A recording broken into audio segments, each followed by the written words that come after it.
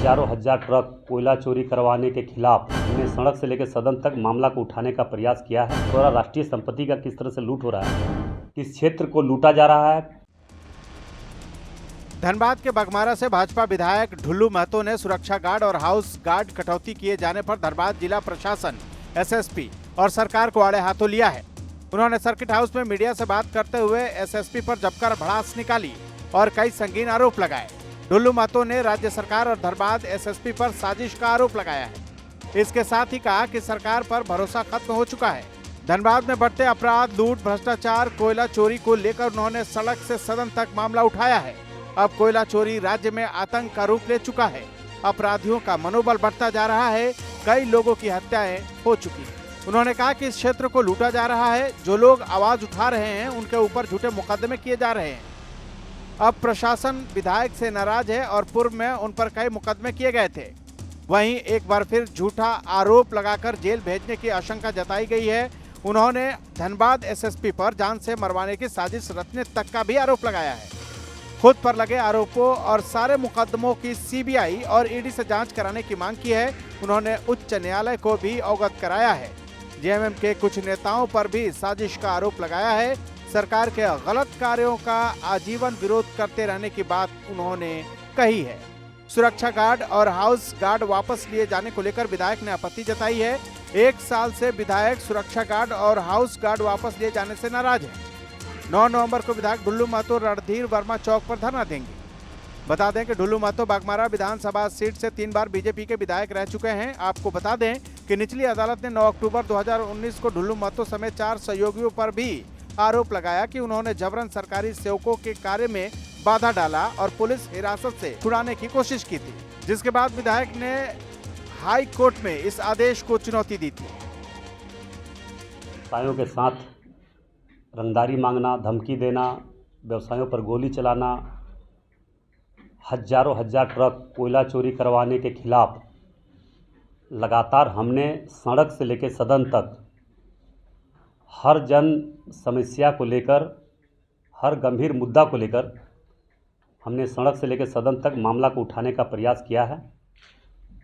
क्योंकि आप लोग भी देख रहे हैं, हम भी देख रहे हैं, राज्य की जनता देख रही है कि पूरे धनबाद में किस तरह से आतंक का रूप ले चुका है। चाहे आर्थिक जो हमारे स्रोत राज्य के खजाने में आते थे, जिला के कोष में आते थे, उसको किस तरह से लूट हो रहा है, राष्ट्रीय संपत्ति का किस तरह से लूट हो रहा है, उसके साथ साथ किस तरह से अपराधियों का मनोबल बढ़ता जा रहा है। हमें लगता है कि अवैध माइनिंग के दौरान हजारों आदिवासी, दलित, गरीब लोगों का जाने जा चुकी है, सैकड़ों लोगों का हत्या हो चुकी है। इसके लेकर बराबर मुखर होकर इस क्षेत्र के गरीब, शोषित, आम लोगों का जो मन में भावना था कि किसी ने हमारा आवाज़ आज तक उठाने का काम नहीं किया, उठा नहीं रहे। मगर मैं भी एक बाघमारा क्षेत्र का विधायक क्षेत्र से आता हूं, मगर मैं इस मिट्टी का हूं, इसलिए मुझे बहुत ज़्यादा दर्द भी है। इस क्षेत्र को लूटा जा रहा है।